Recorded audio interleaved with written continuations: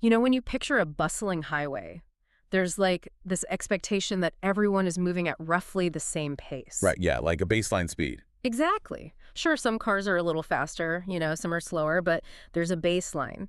Now imagine you're driving and you look out your passenger window and there is a horse-drawn carriage just barely inching along. Okay, yeah, I can picture that. Then you look out your driver's side window and a bullet train just absolutely blasts past you at, 300 miles an hour. I mean, that would be incredibly disorienting. You wouldn't even know how to merge or change lanes safely. Oh, you'd just be white-knuckling the steering wheel, just waiting for a collision. Yes, completely. And that feeling of intense vertigo, of systems colliding at wildly different speeds is exactly the crisis we are unpacking today for you on this deep dive. It really is the theme of the hour. It is. We are looking at a really comprehensive July 2026 intelligence briefing, and it shows how everything from global ceasefires to our local school districts are just straining under this pressure. Yeah, it's everywhere. Our mission today is to untangle how this rapid technological acceleration, paired with some really deep geopolitical uncertainty, is forcing our everyday systems to adapt. Because everyone is urgently trying to build these durable guardrails while the road beneath them is moving at 100 miles an hour. Right. And to really understand these massive shifts, we kind of have to start by looking at the immediate physical friction points happening in the world today. The actual real-world consequences. Exactly. The highest stakes imaginable are where these systemic bottlenecks are actually costing lives. And the most immediate example of a system straining under pressure right now is in Gaza. Right. The briefing outlines that the fragile ceasefire there is showing some significant cracks. Yeah, it mentioned the Israeli forces carried out a strike in Gaza City on Sunday. Right, which health officials report killed at least 2 Palestinians. And that's even while the broader truce technically remains in place. But, the part of the analysis that really stops you in your tracks is the logistical breakdown happening behind the scenes. The medical evacuations. Yes. According to Gaza's Hamas-run health ministry, an estimated 300 Palestinians who were referred abroad for medical treatment have actually died since the ceasefire began. That's awful. Because the evacuations are just completely bogged down. Well, and this is the tragic gap between having a ceasefire on paper and actually delivering relief on the ground. Right. Because aid groups, they lean heavily on digital case management networks to match these patients with hospitals and border crossing. And that tech is fast. Oh, it functions in milliseconds. Mm. A database can instantly match a patient's medical needs with an available bed in a neighboring country. Boom, done. Right. But that digital system is essentially just an interface waiting for a human rubber stamp. Oh, wow. Yeah. It doesn't matter how robust your API is if the diplomatic approvals feeding into it are stalled. I mean, the technology just cannot bypass the geopolitical reality of physical borders. It's a devastating bureaucratic bottleneck. It really is. And when we pivot to another massive geopolitical pressure point in the region, we see a completely different kind of systemic breakdown. Right, over in Iran. Yeah, in Iran.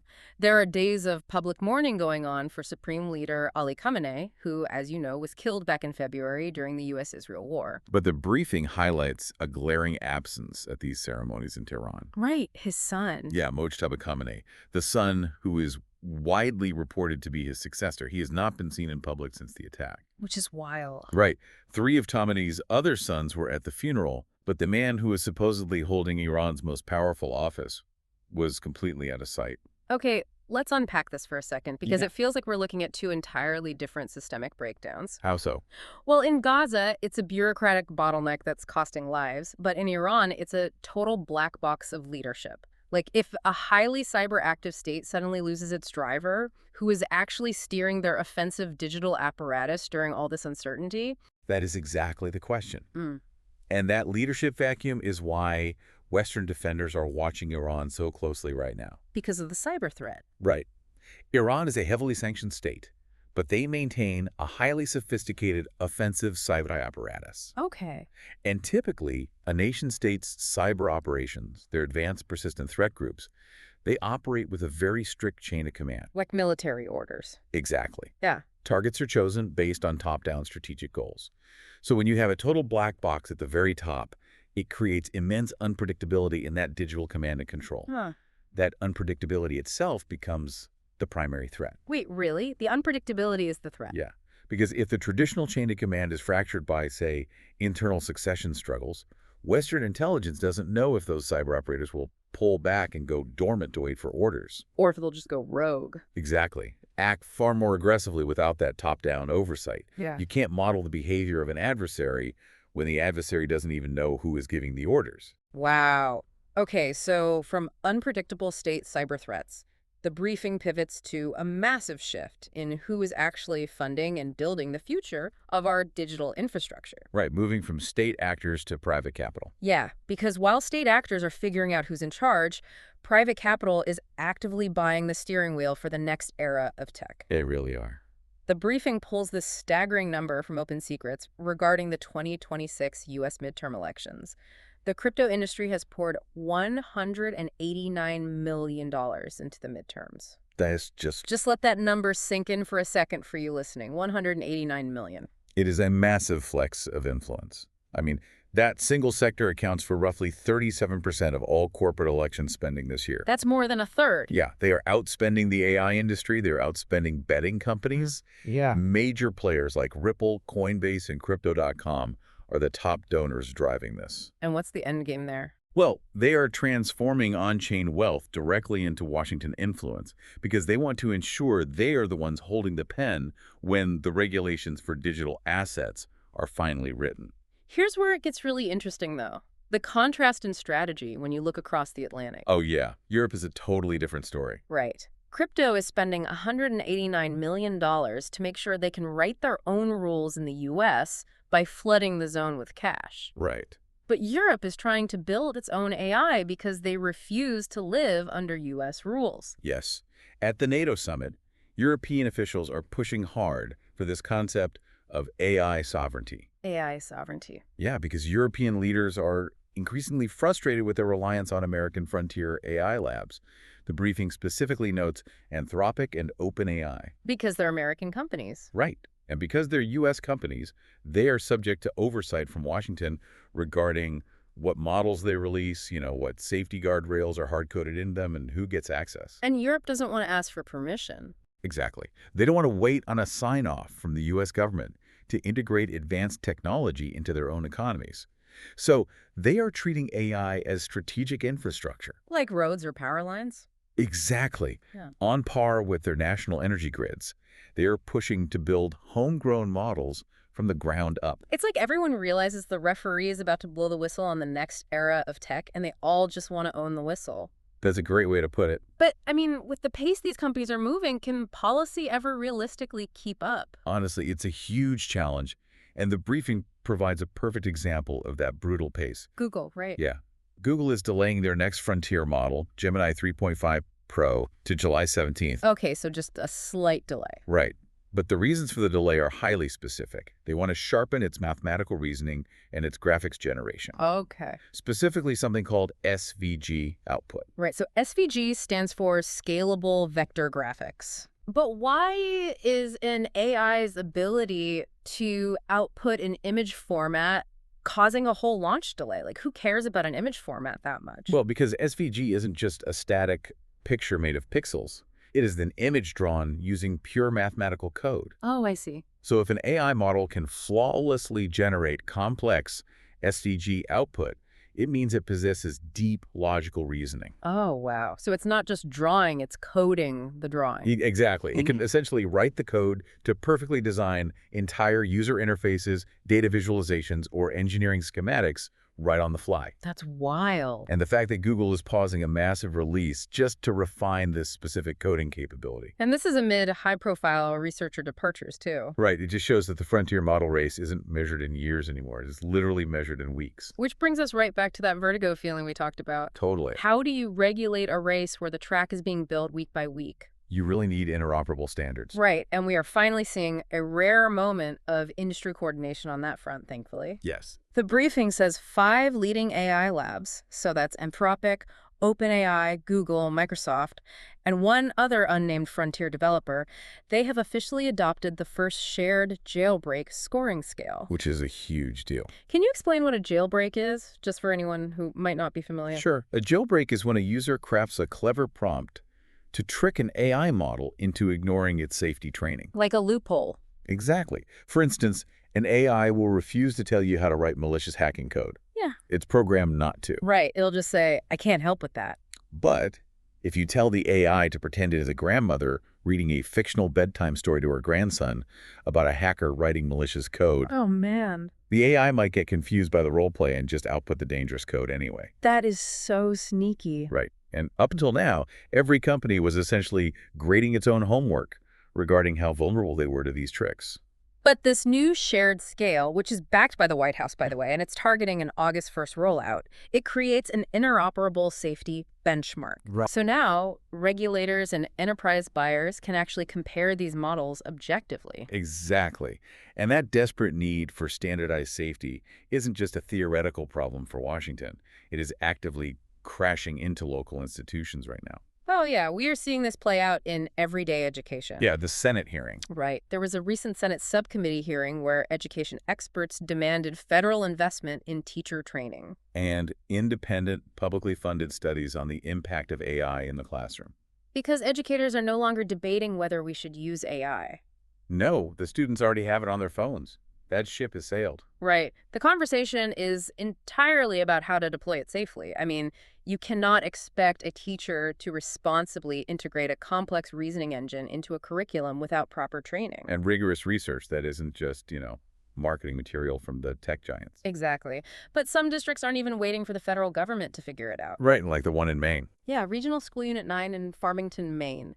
They just adopted a 10-year technology plan to handle everything from cybersecurity to AI use in the classroom. Which is fascinating. But wait, I have to push back on this. Are they kidding? A decade? I know how it sounds. We just established that frontier AI models from Google and OpenAI are shifting week by week. They're delaying launches over advanced code generation. Right. So how can a school district in Maine possibly set a 10-year tech plan when the technology they were trying to plan for will probably be completely unrecognizable by next Tuesday? Right. It sounds totally counterintuitive. But durable planning and technology isn't about predicting the exact software interface you'll be clicking on in 2036. Okay, so what is it about? It's about establishing baseline principles.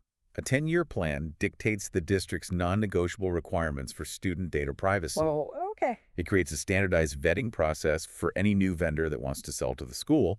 It sets hard protocols for cybersecurity hygiene and incident response. So it's more foundational. Exactly. Those principles act as shock absorbers. Whether the vendor is Google, Microsoft, or an education startup that doesn't even exist yet, the district has a rigid framework to evaluate them. They stop reacting to whatever shiny new tool drops that week. Right. They force the technology to conform to their standards, not the other way around. Okay, that makes sense. It's less about predicting the future and more about building a sturdy boat, regardless of what the water does. Exactly. And boy, they need a sturdy boat because the speed of the cyber threats breaching the hull right now is terrifying. It is.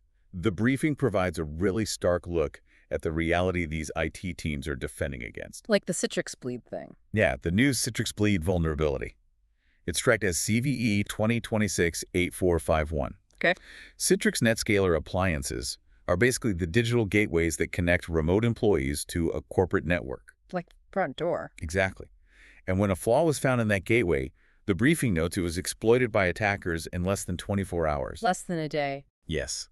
The traditional patching window, where a software company announces a flaw and IT teams schedule a time over the weekend to update their systems, Just gone. completely collapsed. Patching is no longer a scheduled maintenance task. It is an immediate, drop-everything emergency. And it's not just sophisticated zero-day flaws either. Attackers are also just walking up to the front door and rattling the knob millions of times. Right. The password sprays? Yeah. Security firm Huntress reported an absolute massive password spray campaign targeting Microsoft Azure CLI. Oh, yeah. Between June 12th and 26th, there were over 81 million login attempts. And they successfully compromised at least 78 accounts. Wow. But what is vital to understand here is the mechanism they used. They didn't use some futuristic AI hack. Okay, what did they do? They abused a legacy authentication flow known as ROPC, or Resource Owner Password Credentials. What does that mean? It's an older protocol designed for simpler applications that couldn't handle, like popping up a secondary window to ask for a multi-factor authentication code. Oh, so it just skips the text message code entirely. Right, ROPC basically just takes your username and password directly. Because it struggles to support modern security rules, attackers purposefully target this legacy flow to bypass multi-factor authentication entirely. That is so frustrating. But it perfectly illustrates why those 10-year tech plans are so necessary.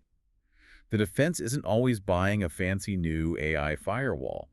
Sometimes it's just the unglamorous hygiene of hunting down and killing off legacy protocols that attackers use to slip past the gates. Well, speaking of slipping past the gates, there is a major shift in how ransomware crews operate once they get inside. Yeah, the Nubis operation, Right, they are moving completely away from noisy malware. Instead, they are using stolen supply chain credentials in something called a BYOVD attack. which stands for Bring Your Own Vulnerable Driver. Okay, explain that one. So a driver is the specialized software that allows a computer's operating system to communicate with its physical hardware. Like a graphics card or a printer. Exactly. Because drivers need to deeply control the hardware, they operate at the kernel level. Which is bad if someone gets in there. Right. It's the absolute core, most privileged part of the computer system. Yeah. In a BYOVD attack, the hacker brings an old, legitimate driver that was digitally signed by a trusted company years ago, but it just happens to have a known security flaw. Oh, I see. Because it has a legitimate digital signature, the computer's security software assumes it's safe and lets it run. And then they exploit it. Exactly. The hacker exploits the flaw in that trusted driver to gain kernel-level access, allowing them to quietly turn off the system's defensive alarms right from the inside.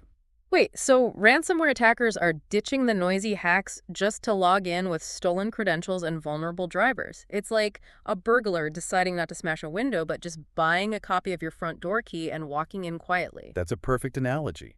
Does this mean our traditional defensive alarms are looking in the completely wrong direction? Well, if a burglar uses a key, the glass break sensor doesn't go off. Right. For defenders, it means you have to assume the perimeter is already compromised. You can't just build a high firewall and assume everything inside is safe. You have to look inside. You have to monitor the internal activity itself, watching for strange behavior at that deep kernel level, and basically treating every third-party vendor credential as a potential doorway that could be abused.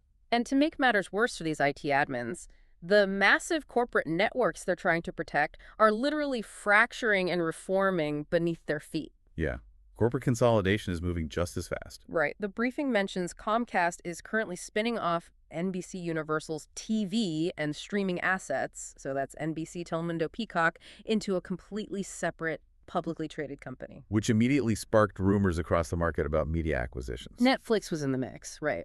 Interestingly, Netflix shares rose almost 5% after reports surfaced that they are definitively ruling out a bid for NBC Universal. Oh, so them saying no actually boosted their stock. Right. Yes, and it gives us a clear window into the current state of streaming economics. The giants are being incredibly cautious about antitrust scrutiny and the massive costs of absorbing legacy television networks. That makes sense. But from a systemic perspective, it really highlights the exhaustion of the modern digital landscape. Totally. The very platforms that schools, businesses, and families rely on are in a constant churning state of consolidation and fragmentation. It really is exhausting. I mean, from the fragile geopolitics in Gaza and unpredictable command structures in Iran to $189 million of crypto lobbying, AI jailbreaks, evaporating patch windows, and massive corporate spin-offs. It's a lot. The digital world is loud, it is blindingly fast, and frankly, it induces that vertigo we talked about earlier. Oh, absolutely. Which is why the final section of our source material today is so refreshing, because it's about finding the signal in all this noise. The briefing brilliantly contrasts the frantic pace of the digital ecosystem with the slow, deliberate, and necessary pace of biology and the natural world. Yeah, because when you look at what was trending on the internet this week, it is the definition of ephemeral noise. Right. We had Drake visiting a Houston eatery and going viral. We had social media feeds dominated by people making Kool-Aid pineapples. Wait, what is that? Oh, it's where you hollow out a pineapple, you stuff it with Kool-Aid powder, and let it soak into these candy-bright neon spears. That sounds incredibly intense. It is. And of course, the weekly scramble of creators hunting for the newest trending audio on Instagram Reels just to game the algorithm for a few hours. All right, it's all designed to capture your attention for a few fleeting seconds and then vanish entirely. Exactly. But when we look at what actually creates lasting systemic impact, the sources point us in a completely different direction. Although, Large medical analysis was just released highlighting how everyday habits protect long-term brain health. yeah, this was fascinating. They found that a healthy, mostly plant-forward diet is definitively linked to a lower risk of dementia later in life. And there's no miracle cure there. No sudden, overnight technological fix. No, it's the ordinary, accessible choices. The actual food on your plate over the course of decades matters vastly more than waiting for a sudden pharmaceutical breakthrough. Because it compounds. Exactly. Small, repeatable actions compound over time to build genuine biological resilience. It's funny, we are so easily distracted by the fast, shiny things, like a neon Kool-Aid pineapple or a celebrity sighting in Houston or a cyber patch window that closes in 24 hours. Right. But the most impactful things are the quiet, slow routines. Eating your vegetables, or in nature's case, letting the vultures do their incredibly unglamorous cleanup job. Yes. That wildlife conservation report was a fantastic note to end the briefing on. I loved that part. Amidst all the heavy, fast-moving geopolitical news, conservationists are actually celebrating real, tangible comebacks. We're seeing fresh rainforest protections, the discovery of new species, and recovering vulture populations. And vultures. I mean, not exactly the poster child for glamorous wildlife conservation. No, they're really not. But they are an absolute keystone of their ecosystems. Vultures have highly specialized stomach acid that can neutralize deadly pathogens like anthrax and rabies. Wow. By cleaning up carcasses, they act as a biological firewall, stopping the spread of disease to other animals and to humans. That's amazing. And their recovery ripples out to protect entire environments. But that recovery didn't happen overnight with a viral trend. Right. It happened because dedicated people showed up year after year doing patient, unseen work to pull these animals back from the brink. Just like the K through 12 IT teams in Maine methodically writing a 10-year tech plan, Exactly. or the competing AI labs finally sitting down to agree on a shared safety standard, showing up consistently and doing the quiet work is always more effective than scrambling for a quick fix. It really is. Well, you have made it to the end of quite the journey today. Thank you so much for joining us as we navigated everything from the fragile physical borders in Gaza and succession uncertainties in Iran, all the way to crypto's massive midterm spending, AI jailbreaks, the mechanics of vulnerable computer drivers, and finally, the slow, beautiful resilience of recovering vultures. As we close out today, I want to leave you with a thought to mull over. Go for it. Today, we looked at systems constantly trying to outpace each other. AI models measuring progress in weeks, cyber attackers exploiting flaws in hours, political lobbyists pouring millions to stay ahead of regulation. Yeah. But our most successful interventions, like long-term school planning, dietary habits, and wildlife conservation, rely on moving deliberately and slowly. So as we integrate tools that operate in milliseconds, how do we ensure we don't accidentally design a society that leaves no room for the slow, unglamorous work of genuine resilience? Oh, that is the question of the decade right there. Remember, whether you are driving the bullet train or the horse-drawn carriage, staying alert is the only way forward. Stay curious, keep asking the hard questions, and despite the heavy news out there, remember there is always something worth smiling about. We'll catch you on the next deep dive.